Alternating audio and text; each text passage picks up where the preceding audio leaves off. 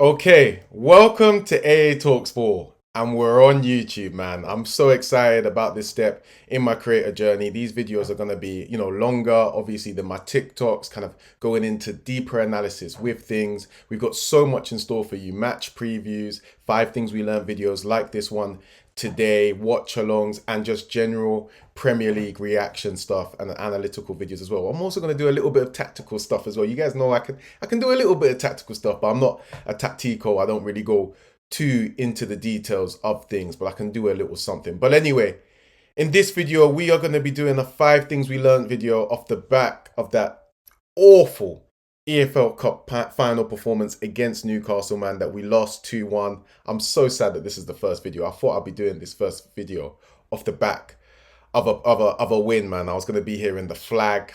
I probably would have popped a little bottle ahead of work today. I'm doing this the morning after, but hey, man, it is so sad. These videos will be coming out within 24 hours of every single Liverpool game now on this channel. And basically, the way they will work, I'll first do a little bit of a recap on the game, and then we'll go into the 5 things. But yeah, man, an absolutely woeful performance. Genuinely, I have to be honest, one of the worst performances in a final from likely PL champions that I can remember. And we're just going to have to hold those agendas now because that was bad, particularly that first half. That first half was awful. We got absolutely dominated. And yes, there was a reaction in the second, but I said on my TikTok, and I'll say it here again, I feel like the way that we reacted in that second half and the way that we played is sort of the minimum level I expect from us. I think we just matched Newcastle in that second half. I don't think we were, particularly better, I would say, over that second half. The second half score is obviously 1-1. I think Newcastle even started more lively, and that was another mistake from Slot. But anyway, let's get into the 5 things. I think the first thing is Slot has got a lot to learn. Listen, this is going to sound a little bit harsh, but for me, I think he lost us that game. I put most blame on him, and I put it down to 3 errors. I made a video on my TikTok talking about 3 errors that I thought he made, but I'm actually going to change the third, but we'll talk about that when we get to it. But I really want to hone in on the first 2 in this video again. I think it's fair enough that I repeat it because I think so much starts with him. So the first thing is lineup inflexibility. And my big problem with these mistakes that Slot made is that they're mistakes that he's been consistently making over the season. This lineup inflexibility has had us now tired, which I think has been a big factor in us getting knocked out of the Champions League and now the EFL Cup as well. Well, lost in the final, not even a knockout, which is even more painful.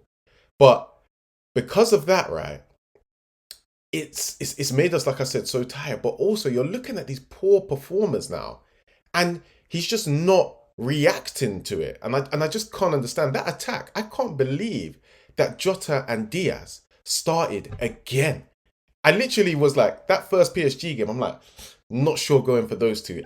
Jota, especially, you should at least go for Nunes. In the return fixture at Anfield, again, he starts Jota and Diaz. I'm like, not sure why he's going for Jota again. Was absolutely rubbish in the first leg. He should go for Nunes, who isn't good enough, by the way. So we can imagine how poor Jota is. But still, again, and even then, I was like, Gakpo's now on the squad. Why not start him? Maybe he needs. Gakpo didn't look the fittest when he started, so maybe he needed to kind of like, just sort of bed himself into things. But Gakpo's now, this is his second time appearing in the squad. Start him. I just can't understand it. And listen, maybe still he's saying that, oh, maybe Gakpo's still feeling a bit of a niggle. Maybe you just about get away with that one. The Jota one, inexcusable. The midfield as well. Honestly, I would have started Endo or Jones in there. Listen, I think Gravenberch and McAllister are our best 2 midfielders, but because you haven't rotated them across the season, they're tired. So I would have gone for Endo or Jones. Something else needed to happen in there in that midfield because that was a big, factor in us losing in us losing that game because we got dominated. For me, all over the place in terms of that line of inflexibility. Then I mentioned this on my TikTok as well. No changes at half time. What's going on? I can't believe he waited till Newcastle scored again to make changes. That first half was an absolutely woeful showing from us. Like, it was genuinely so bad. No shots on goal. The likely Premier League champions playing Newcastle, who are a good side, but they are 7th. Didn't turn up at all. Bro, you make changes at half time. I'm so sorry. To wait till they go 2-0 up, then you make changes, and then, whoa, we get better. No surprises there. I couldn't believe it. And the third thing for me, on my channel, I actually spoke about slot subs and like how they were weird, the way that we went to the 4-2-4 and then we went to the 3-2-5. But I don't think I can criticize him too much for that because you can't have everything. I love the way that Slot would rather lose a game, lose that final 3-0. Then he would no sorry he would rather take the risk of losing that final 3-0 and try and go for it and get the 2-2, and take those risks in attacking subs than just to just kind of like keep it simple and then just probably lose 2-0. So I have to respect the bravery. But the third thing I'll say is this tactic of playing it long. I think the players were certainly a factor in that, but for me it's just like the amount of long balls we played, particularly from Kelleher, I was like, you would have had to play a hand in that. And I just don't get it. I don't know why we're not playing through the lines. I don't know why we're playing long when Jota is starting. So a lot with Slot, man. I've kind of really gone in on him. And listen, we're likely to win the Premier League. I love him as a manager. I do think he is the man for us, but he needs to start learning. This isn't like the Dutch League where you can't rotate. Premier League games take a lot out of the players. And you need to be rotating so we're at our best. And you need to take guys out who aren't performing well. Because doing the same thing again and again and expecting different results is a sign of madness. And I don't really know what he's doing there on that part. But let's move on from him because it isn't just Slot. And let's talk a little bit about players. So anyway, the second thing that we learned today, and this is a tough one, Salah is not winning that Ballon d'Or. This double confirmed it. Going out on the last 16 of the Champions League, really tough for a Ballon d'Or charge. Now performing in a League Cup final like that, where again, a lot of the world is watching, people tune in for finals, it's tough. Despite the fact he's been absolutely amazing this season, he wasn't the best in that final, man. And we have to be honest. And the thing is, it's such a shame because these other attackers in Jota and Diaz, who I just got onto a lot in that first section under Slot, they can't help him. I feel like every great attacker needs that supporting cast, because you're going to have times where you're a little bit off it and either they just carry you through it and perform in that game, or the chaos that they can create from performing well can get you back into a game. But we've got nothing if Salah isn't firing, and he was really quiet, man, and he struggled. And I'm not going to go into him too much, but it's just a shame because I just can't see that Ballon d'Or being a thing now. He'll still finish high because he's been absolutely ridiculous, but boy, it's not been the season that I thought it was going to be for him. I thought this was going to be an all-timer season, man. And everything was set up for it to do so. But anyway, man, let's move on to our third thing. Let me just look at what I've noted down here. Cool. More on these players. We spoke about the attack when we spoke about Slot a lot. But let's talk about the midfield. That midfield as well, we definitely need a midfielder to come in the summer. And FSG need to flip him back Slot, and give him a midfielder. That is the one position where he identified that I need some help in there. And he didn't give him anything. He did very well to get Gravenberch to turn into the player that he has for the most part of this season. But bro, in that midfield, we were dominated, man. And I'll probably make McAllister the face for this midfield thing because I think Gravenberch and Szoboszlai get a lot of stick. But McAllister was not great either. We were absolutely dominated by Newcastle's midfield, which is so poor from us. Just not, and like I said, I do think a change would have helped. And that's where I definitely think we need some more quality in there. I still think, Jones or Ender would have probably done a better job. But the fact now, you get dominated by PSG's midfield. You can sort of forgive that, given the quality of players they have. Getting dominated by Newcastle's midfield now as well. Listen, they're good players. But even still, I've seen Arsenal dominate midfield battles against them. I've seen City do it, last season. Definitely not the City of now. So it's like to go there and let them play you off the park like that. We couldn't, McAllister was getting bullied physically. Gravenberch wasn't really able to exert himself physically. His passing range wasn't really there. Szoboszlai didn't add anything. They were just the winners in that midfield battle. So defensively robust. They have more quality on the ball.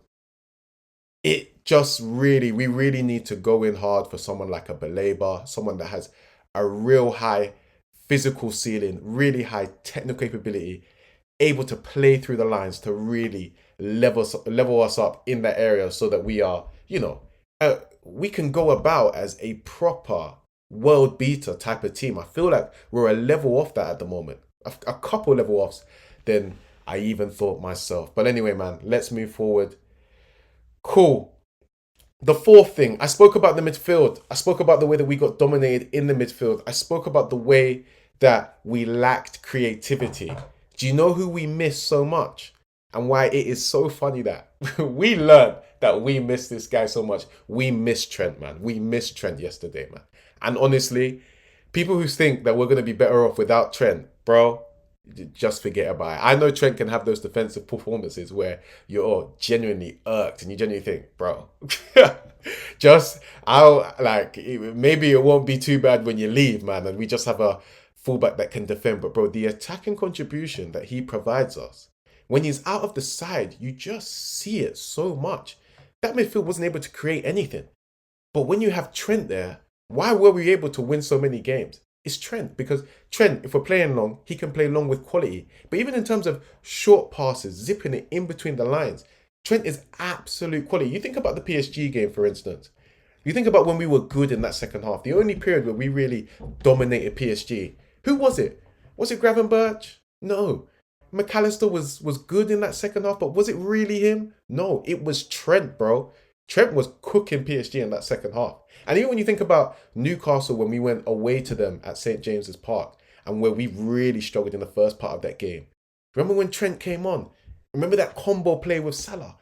When he was cooking Newcastle? It was him, bro. He is such a difference maker, and he will be so missed when he likely goes to Madrid. And that is even another reason why we must go hard on a proper top midfielder, because there isn't enough quality in there. Creatively, not at all, man. Not at all. Not at all. I was about to try and give it some credit, but nah, man, you can't fool me. You can't. You can't. But bro, yes, it's mad how much we'll miss him if he goes Madrid, man. I don't even want to think about that no more, man. Anyway, cool. Oh, dear, dear, dear, dear. The last thing, let's actually finish on the positive today. Chiesa. Well, a semi-positive. Chiesa.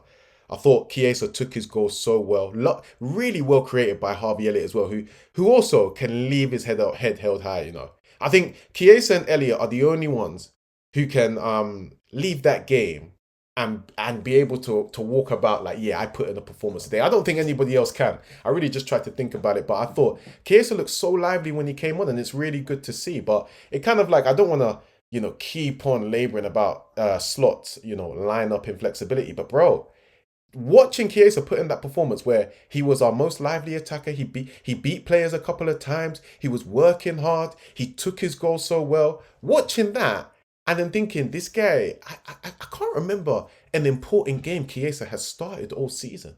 Yet Slot repeatedly watches. Like, you would understand it maybe if our other players were top, whether I'm consistently watching Diaz, Jota, put subpar performances, but he can't get a sniff. I genuinely, for a while, and I've got to apologize to Chiesa, I thought, maybe this guy ain't levels. Like, clearly Slot, doesn't fancy him at all, and it makes sense. But no, I can't say that. Off the back of the Plymouth game, that's what I was saying, even though before he had shown a couple of really lively little cameos and I was campaigning for him. But now I've realised, nah, it's just Slot. He just has his favourites and he can't think. So Chiesa was a really good positive. Hopefully now he can get some flipping minutes, because I think this has to be the wake-up call for Slot in terms of his line-up inflexibility. On this last one, I've got to feature Harvey a little bit. Real big credit to him as well. Chiesa will be the face of this final last thing, but I think Harvey was excellent as well. The way he created the goals, some of the chances he created, even that one that, where Harvey zipped it into Chiesa's feet when it looked like he was just going to cross it like the rest of our players do. They just cross it aimlessly when we're playing against a deep block. But Harvey, I don't know if you guys saw it, he zipped into Chiesa's feet. Chiesa took a good touch, but it was good defending from Salah. Those two, they were really lively, man. But yeah, guys, that's it, man. Those are the 5 things that I felt that we learned from that game.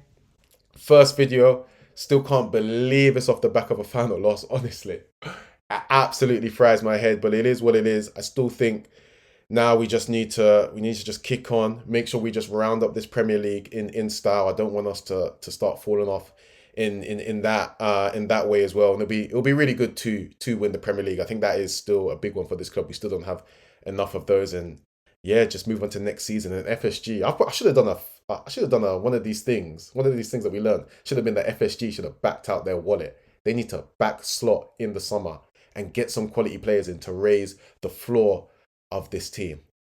And Slot needs to learn some more flexibility with this lineup. But yeah, guys, man, that's it, man. I love you, man. Love you guys, man. Thank you so much if you're here watching my first video. Please like, subscribe. I need subscribers. I ain't got a lot of them and all of that. We'll be back for the next 5 things and a match preview ahead of our next game. But yeah, man, peace. Whew.